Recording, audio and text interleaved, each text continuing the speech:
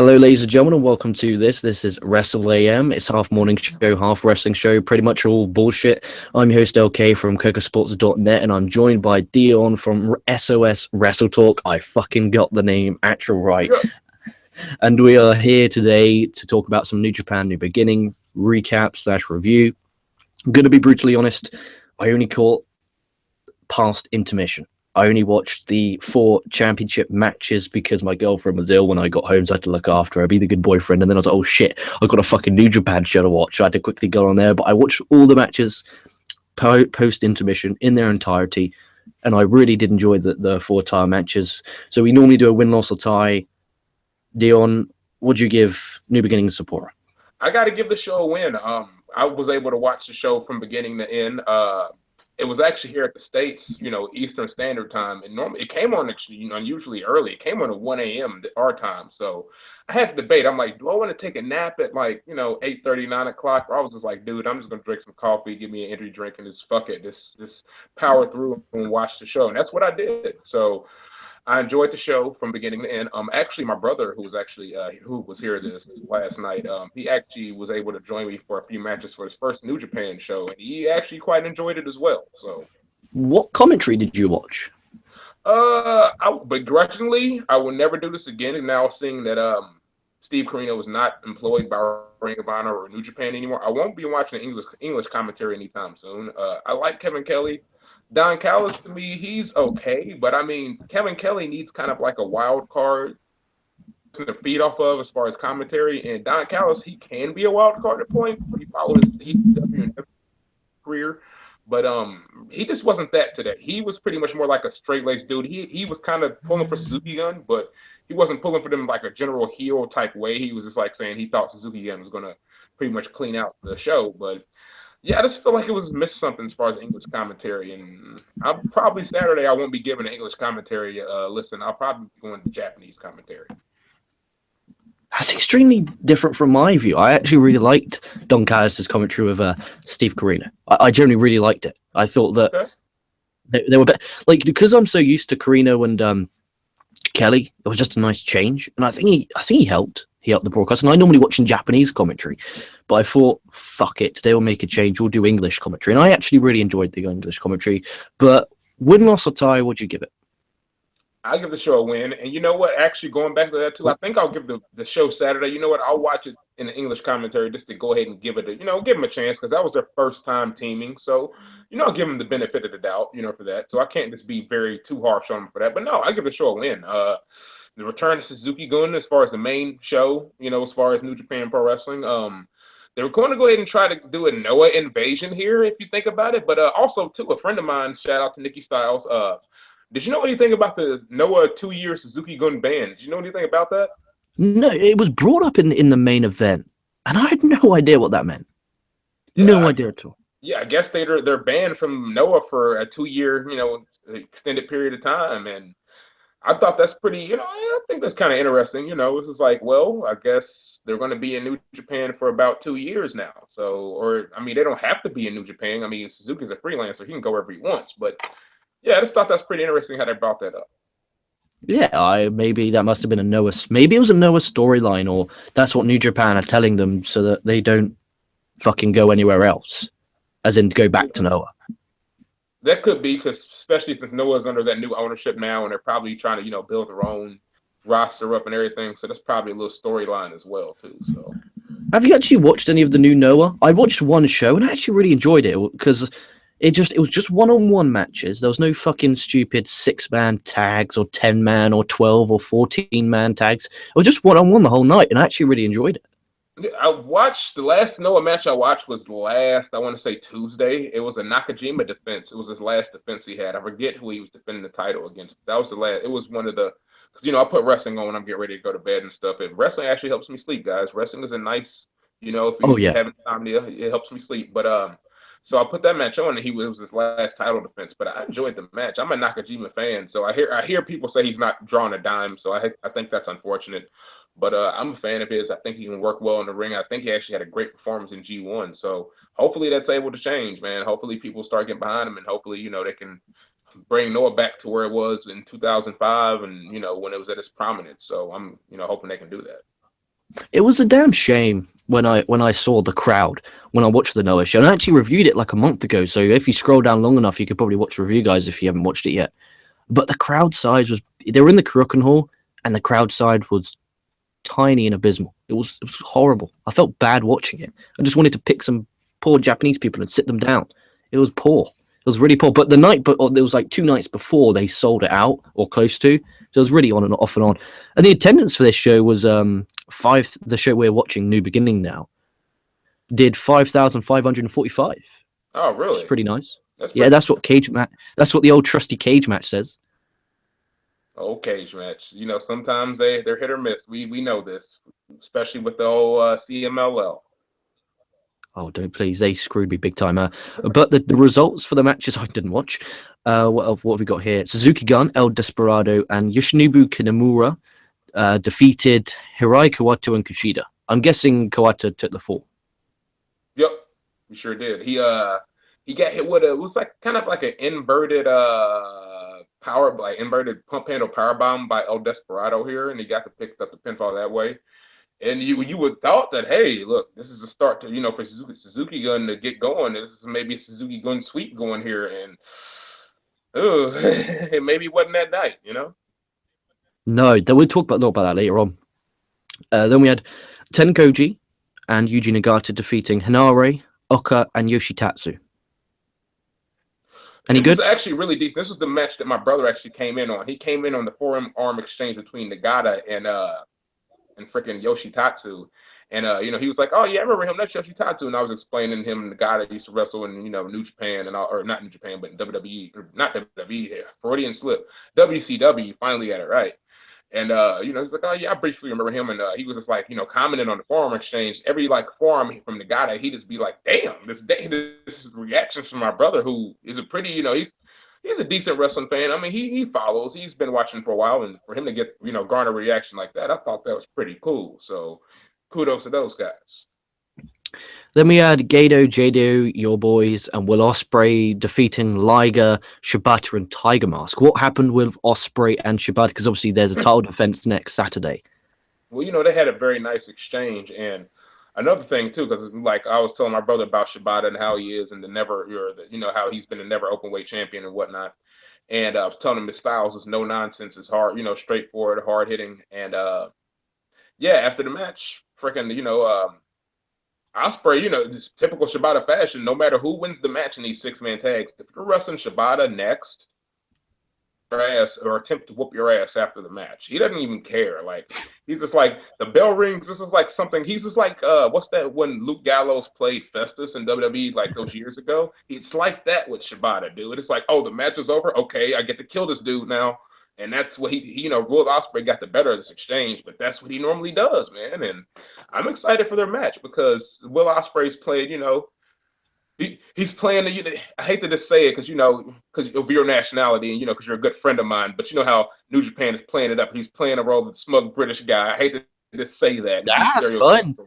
Sarcasm shows the brain power.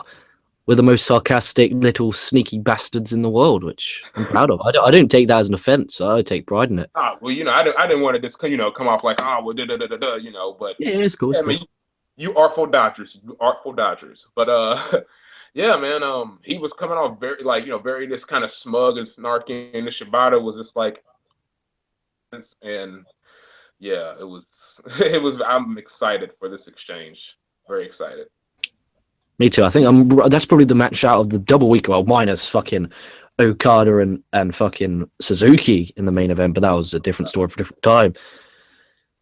I don't know what I think would be better, because obviously we've seen Suzuki and Okada, but I don't know if Ospreay and Shibata can have an equally as good match. I think it'll be difficult. It'll be very difficult, but I still think that they could have a chance of maybe having a match equally as good. But yeah, it'll be very tough for them to do. But it just depends on how much time they get, and Shibata matches tend to not go that long, which isn't a down thing. It's just his matches don't go long because it's his style, and it wouldn't make sense for him to go out and have a 40-minute match. You can't take the shots from this guy and be like, hey, it's an hour. No, man, he's knocking you the fuck out, dude. And it's going to be about a 15-minute match. So you're right about that. But I want to talk about knockout. There'll be no MMA AM today, however, because once I've done this show, I've got to shoot back upstairs and be the super boyfriend. But I'll be doing MMA AM tomorrow. I'm doing it midnight UK time. What time is that your end? Midnight UK time. Let's see. So it's 2 a.m. right now over there, right? 2:30. Almost. It's 2:55 a.m. my time. So 3. So and it is now currently 9. So maybe about like around like 6:30, maybe. Yes, at midnight. Yes, at 12. Would you be available then, or will you still be at work? Tomorrow. I Yeah. will be off work. I don't really think my schedule's full. I think I should be pretty available. So if something comes up, I'll just hit you up like, hey, this came up. But as far as I know, I'm free, man. Cool. Have you watched the UFC Fight Night 104? I have seen highlights and clips of it. I saw you got the Fight Pass. I need to get the Fight Pass myself. So I have seen bits and pieces. I know, the spoiler. I know who won and everything and who won the fight. I haven't watched that yet. I've watched the UFC Fight Night prelim, the early prelim, and I've watched I watched the prelims, and because I'm English and the UK, we get the prelims that are usually on Fox Sports on our Fight Pass as well because it doesn't air on BT Sport. Oh wow! Which was really fucking handy. Then it was 3 a.m. It was my night off, and I said, "Damn it, okay, you're going to go to sleep at a respectable time." So I turned it off, but there was a fight. Not spoiler alert. And again, I apologize, Wrestle AM, but this is a bit of MMA. There was this fight between Adam Milstead and Curtis Blades in heavyweight division. Blades is the guy who got knocked out by Ngannou a couple months ago, and it was the second round. The first round, Blades twisted him, like dumped him 7 times. Okay, and then the last, he landed badly on his knee. The corner sent him back out for round 2. He done it the second time, dumping him down. He dislocated his leg, and it was cringy as fuck. He like twisted he fell that way, and his right leg went that way, and his left leg went that way, and it was absolutely horrible and cringy. And it was a really good fight. That was the main event of the prelims, the not the Fight Pass one, the Fox Sport prelim. So check that out, and then watch UFC. You watch the Fight Night. And then we can do the show, or you could just watch the main event if you want. Yeah. Just watch whatever you have time to watch, and then we could do a show MMA AM at midnight. Hey, that'd be cool with me. Perfect. Well, I think there was one more match before. Let me get my cage match up. There was one more match. We had Yoshihashi defeating Takahashi Lizuka. Was that any good? That was actually surprising. I thought this match, I even told my brother, I was like, this match is probably not going to be that good. I told him about Izuka. I told him that he's a wild man. He even saw the leash on. He's like, man, I saw this dude on YouTube, man. He's like, I saw him. He was terrorizing some like announcer. And I was like, yeah, Nogami. He's been terrorizing him for years, man. And then, I was telling him about the whole backstory and everything. But, yeah, I was not expecting this match. It was better than what I thought, man. I expected, like I said, for it to be a schmaz, and fucking Yoshihashi and Izuka here, they didn't disappoint me. They actually surprised me. And when you surprise me from like being disappointed, I always got to give you like a half a bump up. You know what I mean? Because I was not expecting anything going into it, and you just freaking surprised me. Yeah, well, I might go back and watch this match. The Dragon Lee, Tanahashi, Nakanishi, Michael Elgin, and Taguchi defeating Los Ingobernables. There you go. Because I was reading it. Los Ingobernables. Oh, fuck up. Don't stop saying it too many times. Anyway, it was the whole gang. So you had Bushi, Evil, Takahashi, Sanada, and Naito. Was it any good? It went 13 minutes. I'm guessing it was good. This match was really good. Just like I said, somebody commented on Twitter. They said that Los Ingobernables does the best multiple man matches as far as team matches, and I have to agree. And not just because I'm a Los fan, but it's the truth. They have the most synchronicity and the most like cohesiveness as far as these freaking stables go in New Japan, and maybe in wrestling as a total. But man, how they go about their business in these tag matches is just like seamless, man. And it was the whole stable. It wasn't just like 4-man or 3-man. It was the whole stable, and they all got in. They did their shit. They all looked strong. And yeah, that's Los Ingobernables' strongest force in pro wrestling right now as far as stables go. I mean, and your other little stables, and you used to do Suzuki Goons, but Los is still. I mean, New Japan could hide it if they want. They could put other stables and try to put them ahead of Los, but we all know that Los is the top stable in that company. Yeah, I agree with that. A Bullet Club is kind of like, okay, cool, but they're coming back in on the On a Rising event late February. So I guess at least they're kind of separated a little bit. But I want to see a full out war, like for these belts, like war, like K.E.S, Bullet Club, Loss, and Suzuki Gun, like full war. Like maybe even dual New Japan, maybe even a 4-way for the world title with Naito, Okada, Omega, and Suzuki. Oh my God, that would be.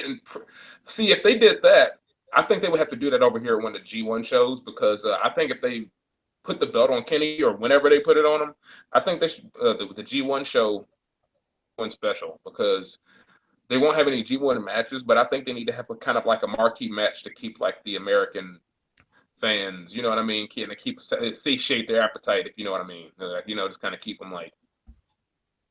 And it's the casuals as well, because I reckon that will do a Mega Okada again, because the casuals wrestling fan who still watch that match will be like, oh, I remember that was fucking amazing. I would go watch that live. I may not know no one there, but I'll go watch that live because that match was amazing. Got rated 6 stars by Dirty Dave Meltzer. Like, so surely it must, and that was a joke. I actually respect Dave Meltzer a lot, and his poor Twitter when I'm on the toilet. No word of I always go on his Twitter because it just cracks me up because people like just batter him and he just comes back with just like, read my work, like nothing else. He's a funny guy.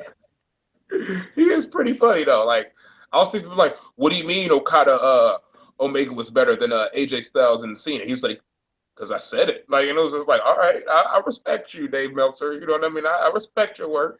So hey, it is what it is. Keep coming at the trolls because the trolls are going to come at you. So just come at them and bash them over the head with that knowledge, man. Yeah, he's funny, poor boy.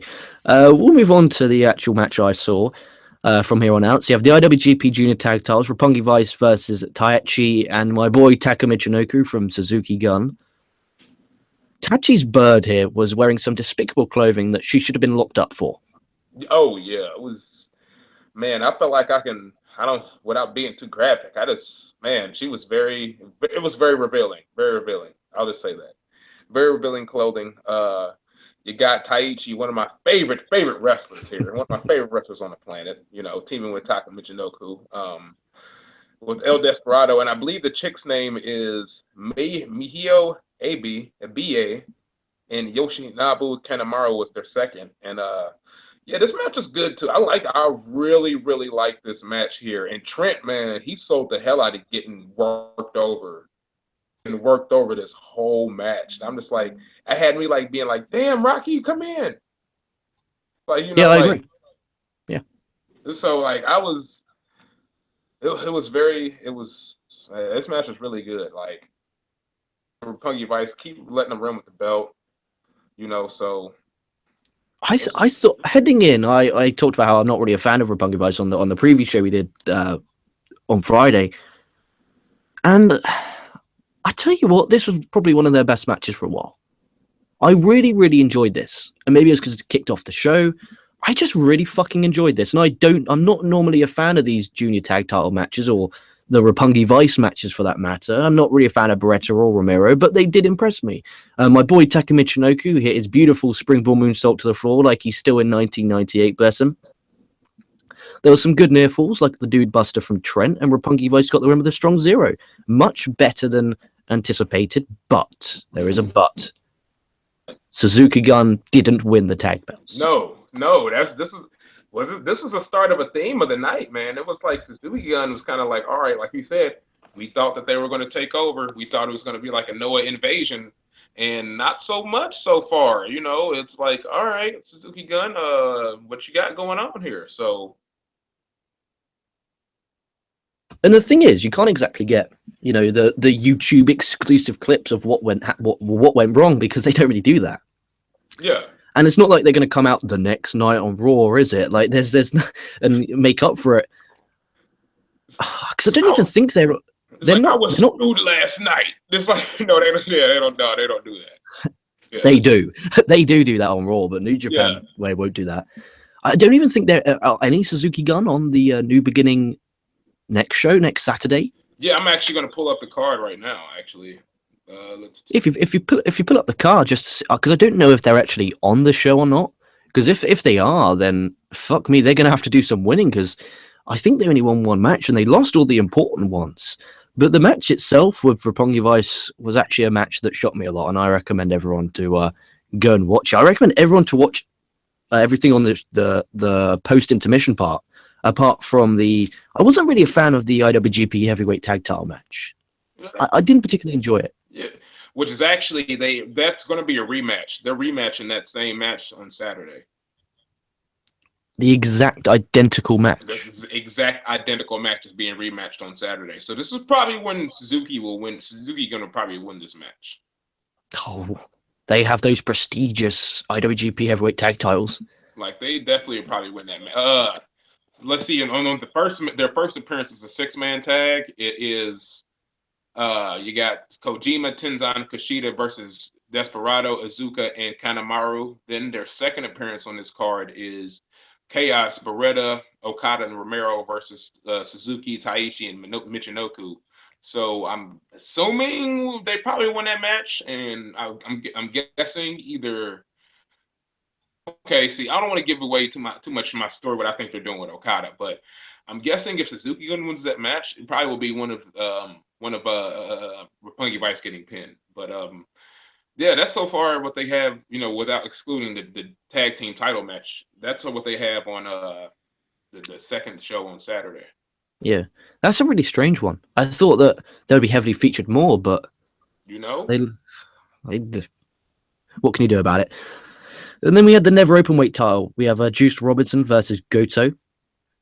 And no word of a lie, when Juice Robinson came out, I thought, okay, because I always write down the never open weight title, Juice Robinson, I writ Shibata, because I'm so used to him with the never open weight title, and I had to cross it. And then Goto came out, and I crossed it off and put Goto. I was like, what a fucking tit. Goto is my boy. There's Okada, who is the best wrestler in the world.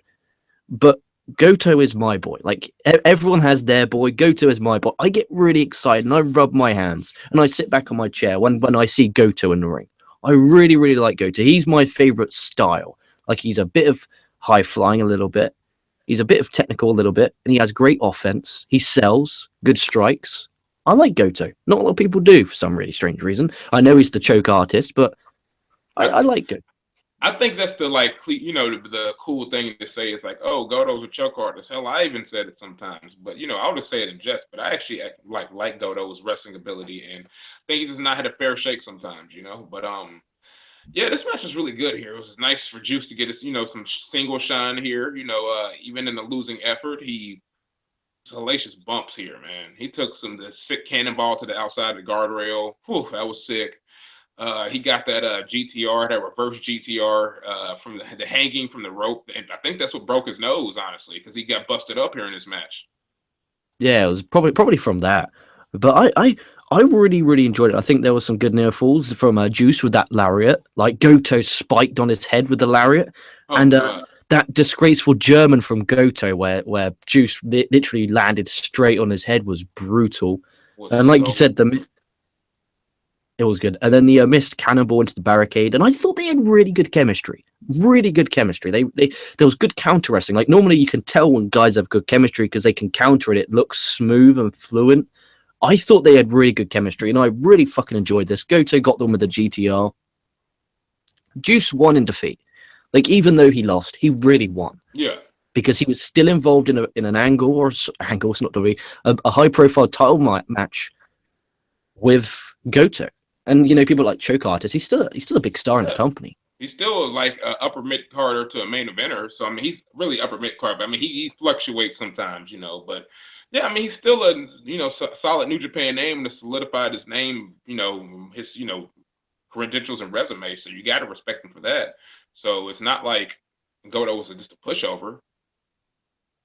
No, not at all. And I rate that 3 1/4. I rated the tag title match 3. And I rate this one 3 1/4. Yep, I agree. I definitely agree with both of those because, yeah, the tag team title match, it was. They both were very good. They both were very good title matches. I got to agree with you on that. And then we went to a match that I didn't enjoy. The IWGP Heavyweight Tag Titles. You have Killer Elite Squad, Lance Archer and Davey Boy versus Maccabee Honma and the champions Yano and Ishii. Davey is in great shape. Like, dude. Yes. been hitting the gym. Fair play to him. Really good shape. And I've convinced myself that Yano is the Japanese Don West. Just peddling everything, man. And need is everything must go. Everything must fire sale. He just comes out like, everything must go. But yeah, that'll be funny. I didn't like when they were hitting the exposed buckle that they didn't really sell it. That kind of annoyed me. Maccabee hit his German off the second rope, which is nice. Yano with a low blow. Ishii clotheslines. Yano rolls him up to get the win. This is all right. It was nothing good. And again, I was just shocked that Suzuki Gun didn't win. But now, like you talked about how they have a title defense, the exact identical match on Saturday. Yeah. I'll be shocked if Suzuki Gun's Killer Elite Squad don't win the tag titles at next Saturday's show. I'd be extremely shocked, honestly. Like if they don't walk out of it, something's happened. Like they either like slept with somebody's wife or killed somebody. Something's happened if that happened, man. But they're walking out of Saturday with those titles. Yeah, I completely agree, and I hope so. I really do hope so. And then we move to the match that everyone's here for. The IWGP Heavyweight title match. You have Okada defending against Minoru Suzuki. Story of this one, and you guys know I am a mark for psychology. I talk about it all the time. No selling, and selling makes a huge difference to me. This was perfect. The perfect story of Suzuki attacking Okada's right leg pre-match, or, what happened a few days ago. The bandaged right leg. This was just... I'm just going to run through the match, and then we'll get onto it. So Suzuki with a chair to the leg and just working the leg with this crazy-ass smile. And Okada's selling is just incredible. For example, he nips up and grabs the knee constantly. And Suzuki gets credit for keep on going for it. He applies a knee bar. Gedo looks like he's going to go throw in the towel, but Okada gets to the ropes. There's a referee bumps. Taichi and Killer Elite Squad, they beat on Okada. K.E.S come out, which is Ishii and Yano. They take out the Killer Elite Squad. Okada goes for a tombstone, but Suzuki back to the knee bar. And I adore Red Shoes here screaming, "You can give up. It's okay. Do you give up? It's okay if you do." Like, dude, you just felt so much more emotion because he's showing emotion. And it came across like you wanted him to tap. And the commentary, Cyrus, Don Callis, great fucking job of saying, look, you got to think of your career, mate. You got to think of this as a business. And you need, it was just perfect. They exchanged some disgraceful slaps. Suzuki with the sleeper. And then Okada with just a burst of adrenaline hit the Rainmaker. Got the win. 40 minutes and 46 seconds of just storytelling, psychology-based golden magic. This, if you loved Kenny Omega and Kazuchika Okada, and you thought that was my dream style, this is completely different. Yes. This is a different style. This is proof that Okada is the best pro wrestler on the planet without fail. He can wrestle a psychology-based match, a story-based match, and a spot match like Kenny Omega. Yep. I was going to say exactly what you just said, my friend. And what's funny, the story going into this match is the commentators were saying that, I guess Suzuki kind of was not necessarily shooting on his match with Omega and Okada, saying it wouldn't take him 40 minutes to beat Okada like it would have took Omega to beat him 40 minutes to beat Okada. And I thought that was very interesting too. And I don't know if you noticed this, but after the after the match was over, when they're both laying there, did you see the sadistic look on Suzuki's face? Just how he's just laying there smiling. Dude, when I see a fucking amazing match, this may sound like the most saddest thing in the world, but when I see a really fucking good match, I push my chair back, I go like this, I stand up and clap. And it may sound, I did it for Omega Okada. I stand up and clap. I look down my laps and I clap. I know it's probably the markiest thing I do, but without fail. It's really nerdy, and I probably shouldn't have said that live on air. But it's one of those things where it was just, I love psychology, and it was old school, and it was just, from going from what we had before to that, it was just perfect. And because I stood up, it means that it's already at least a 4.5. At least. If I stand up and clap, it's 4.5. Absolutely. Cena and AJ, I stood up. I did not clap. Omega and Okada, I stood up, clapped, and cried. This, I'm going to give it 5. I'm going to give it 5. I'm going to give it the full 5 because of the story. And what I was going to say, I don't mean to cut you off here. I think, that's right. But I think that Okada had this match like this awesome match with Suzuki, who both can have great men. Both these men can have great matches. But you know, like I know, the buzz about the wrestling internet community and all this. When this match happened last month at Wrestle Kingdom, who are they talking about mostly? They're like, oh, Kenny Omega's awesome. He's the man. Kenny Omega's the best wrestler in the world. Okada basically got like no shine for that match. Like nobody gave him credit for that match. So I think Okada was saying, okay, this is me saying, fuck you guys. I could have another 5-star match with a person who's totally different from Kenny Omega, who has different skill set, and watch us tear the fucking house down. And that's exactly what they did. So you have your Kenny Omegas, I'm a fan of Naito. You got your Naitos. You have your AJ Styles. You have all your wrestlers out there. But this morning proved to me that you all take a back seat to Kazuchika Okada. I agree. I may not be the biggest Okada fan, but I respect and admire his work in the ring. He's incredible. I've never seen in the space of a month, literally a month, 31 days, that guy, or 32 days, that guy had a fucking 6-star match with Omega and a 5-star match with Minoru Suzuki. If you say Okada isn't the best wrestler in the world, you are a liar. What he went from a spot fest to a technical clinic. He sold his ass off. People think, oh, there was no psychology. This was a psychology dream. Absolute dream. And you guys know, I always bash on about, oh, he didn't sell. There was not a spot in the match where he didn't sell. And if he didn't sell, he touched that leg. All you have to do is just hold or touch or shake off your leg. If you're like an independent or local wrestler watching right now, just because, you haven't made it mainstream yet and you still like listen to shows and stuff, just little things like when Okada did the nip up, he's just shook his leg. Little things like that make a good wrestler a fucking great wrestler, because that's what Kazuchika Okada is. He's the best in the world, and I'm a stingy bastard, and I gave that 5. Like, I gave the tag title match with the heavyweights 2 stars. I gave that 5 because it was fucking amazing. Absolutely adorable. Now, you said you had a plan for Okada. What was your plan for Okada? All right, so going with him, especially with Suzuki saying he didn't need 40 minutes to beat him, and it actually ended up being 40 minutes, and he actually was the one defeated. Wrestle Kingdom 11, he defeated Kenny Omega roughly 45 minutes. In an outstanding match. He took it to the limit. 40-minute match. Okada took it to the limit. He gave it all he got.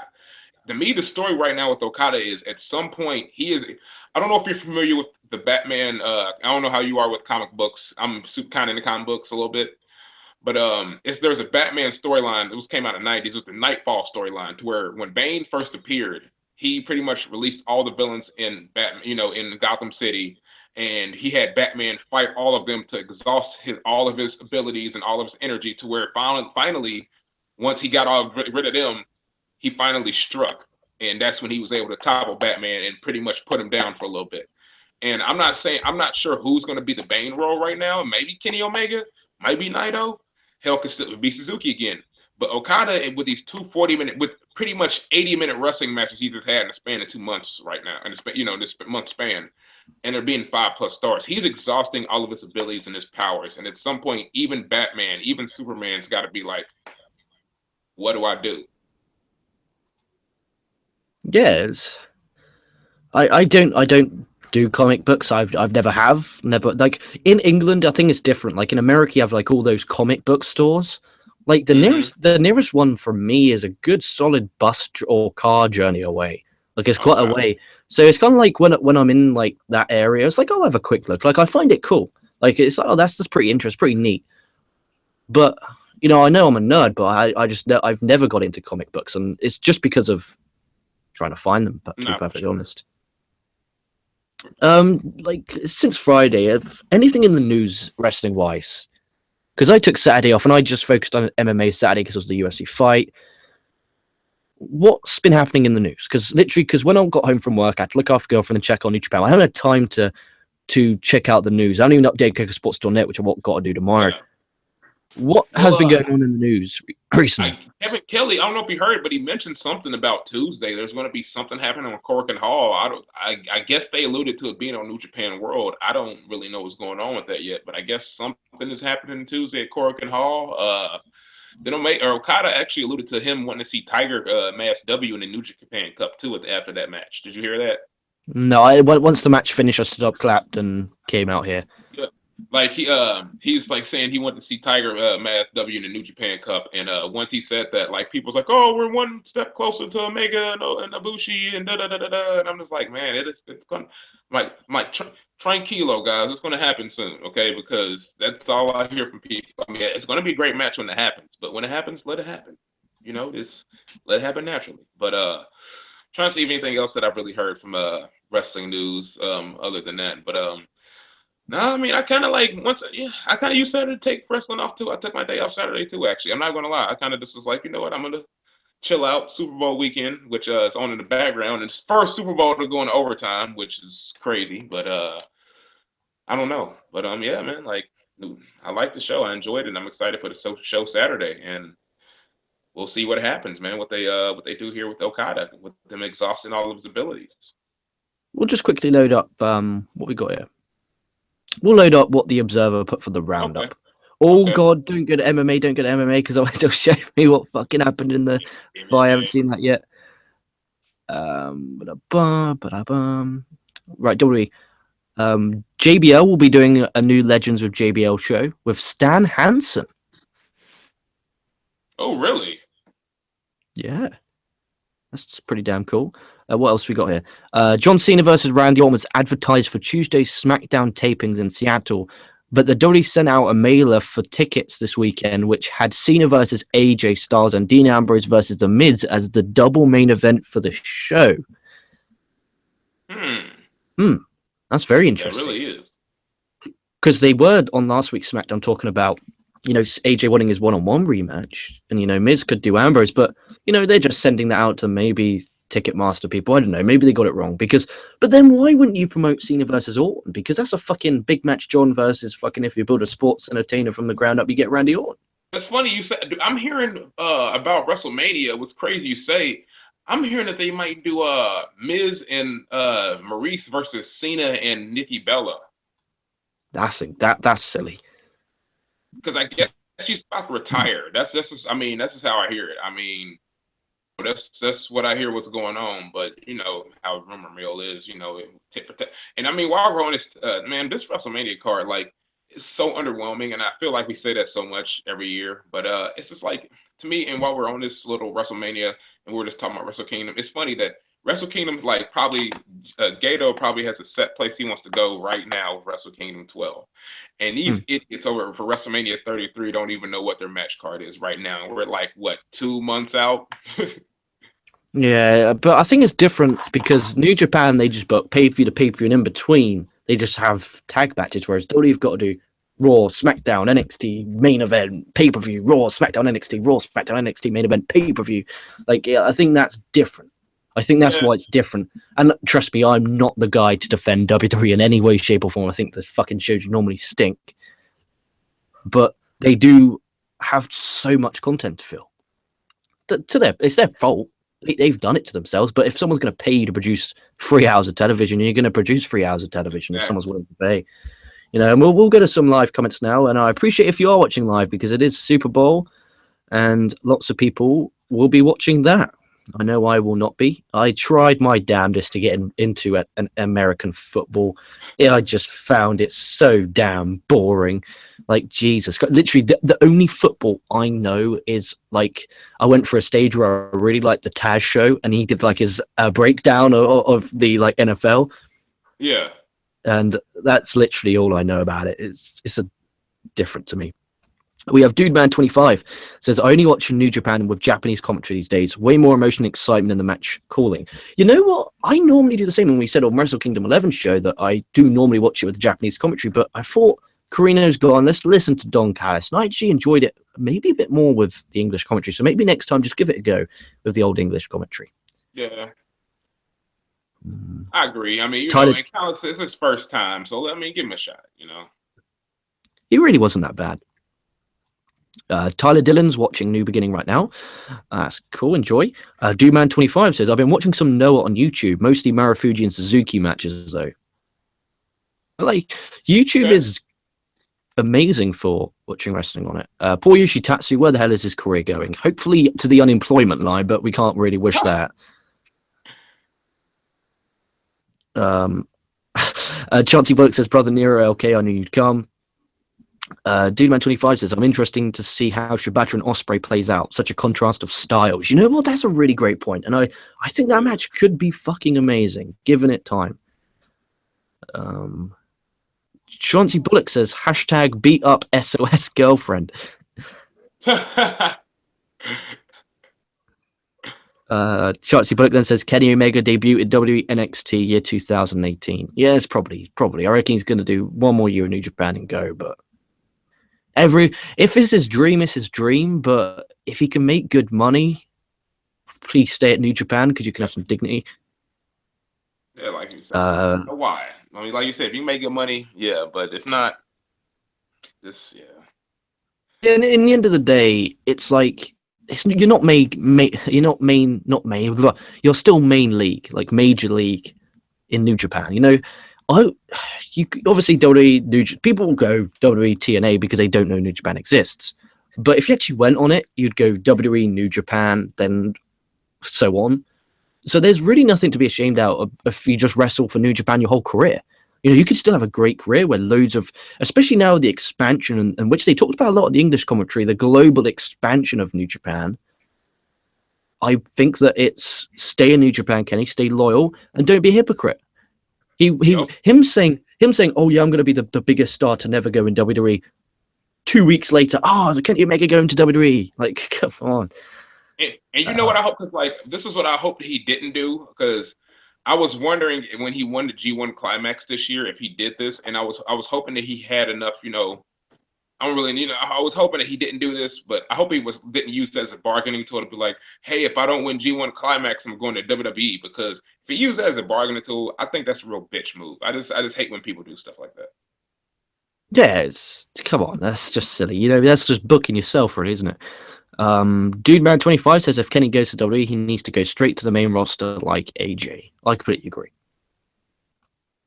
This is what will Vince do with him, man. It's like I'm just worried about Vince McMahon. That's why I'm like Nakamura just needs to stay in NXT forever or go to SmackDown because this is like, dude, like what are they going to do with him once he gets to a main roster? That's the thing, isn't it? I've said this for a month, for give it a year now. It's like I'm worried that Vince will ruin him because he will. Like he doesn't see Nakamura as this major star. He sees him as a fucking jobber in NXT with a Japan name. Yep. Chauncey Bullock says hashtag beat up booms. Dudeman25 says I felt it took a little bit for the crowd, to get into the Juice Goto match. I think the crowd didn't buy into Juice being a credible threat to win. Maybe. I don't know, though, because they got into it towards the end, but there wasn't really many false finishes. There was like a few good near falls, but not many false finishes. Yeah, I can buy that. Like, you know, it's like, it's kind of Juice's first title shot, so, you know, it's like, Yeah, it's at least he's on there now. Dudeman25 then says, I'd give the Okada-Suzuki match a 4.5. I love Okada matches, and I thoroughly enjoy Suzuki's character and style. I just felt some of the earlier submission spots were drawn out a tad too much. I don't know. I think that when they were going longer and Red Shoes getting in there... Actually, no. I think he mean not at the end. I think he means at the beginning. I do agree that it was very long. But in a 40-minute match based on psychology of a leg, you're going to have to do that, and you're going to have to expect that. He also says, I'm not sure if I really like the idea of Okada eventually losing because he's too tired from the long matches. I'm really hoping Kenny Omega's the guy who finally beats Okada in another classic. Okay, see, all right. I hate to just be this dude, too. All right. And I love Kenny. I like his appeal and everything, but I think people are kind of skipping on one. Naito was never given a proper rematch for an IWGP Heavyweight title shot, and people were just willing to skip over Naito for no reason. Naito was due another title match, and he's the most overdue in the company. So as a Los fan, tranquilo on all. Kenny will get it eventually, but we got a story to tell with Naito. But if Naito's the one to beat him, I'm all for that though. Yeah, but Omega's right now. He's red hot right now. Like right there. I'm not saying Naito's not. but Omega is red hot right now. He's on the talk of everyone's lips in the internet wrestling community. That hurt me a lot to say that. That really did. But he's red hot on everyone's lips. So it's like, okay, let's make him our champ, make him our face of the company for a while, because a lot of people will be typing in Kenny Omega. He'll come up with New Japan World, and then they sign up. Okay, so that's fine. The sooner he get it, the sooner he can lose it. So I'm cool with that. Yeah, the sooner you get the sooner. I'd like to see Omega Okada could have a rivalry like the matches with Okada and Tanahashi. So I'd like them to be portrayed as near equals that have to go to the absolute limit to beat one another. That's a really good point. I would like that, but at the same time, I like a variation of main events. Like as much as I love the Okada and Tanahashi matches at Wrestle Kingdom, it was just getting a bit too much. It was like, come on now, we've seen this enough now. And it all predicates on what happens this year. We just said it. He might be in another place in 2018, so maybe that rivalry won't take off like we think it will. Maybe. Chauncey Bullock says Triple H versus Shane McMahon. I'm guessing he means WrestleMania. I hope they see. Lots of people are like, "Oh, AJ Styles should not be doing stuff with Shane McMahon." I said to every one of them, just remember King of the Ring 2001. Kurt Angle was an amazing wrestler, having a 4 to 5 star fucking incredible match with Shane McMahon. Yep. AJ Styles, a fucking incredible pro wrestler, could have a 4 to 5 star match with Shane McMahon. Get it? Like, Shane McMahon always gets big matches. That means AJ Styles is a star in Vince's eyes for even to be thinking of that. That is nothing but a good thing. That is nothing more than a good thing. But they could be planting the seeds with AJ when Shane, where AJ's backstage saying, look, where's my one-on-one title? He can go, this is bullshit. I've been, having to defend my title every fucking world, blah, blah, blah. Shane, get your fucking ass out. I think they could do that. I actually really like Shane versus AJ. Not a lot of people do, but I do. Doomman25 says, I agree Naito is due another title match, but as long as he's busy with the IC title, I'm not sure if they'd book that, though. I think he drops it where, I don't think he'll have it too much longer, honestly. I'm not trying to say without giving away too much. I don't think he has that belt for too much longer. Isn't he defending against Michael Elgin on Saturday? Yeah, I think Elgin could win it back.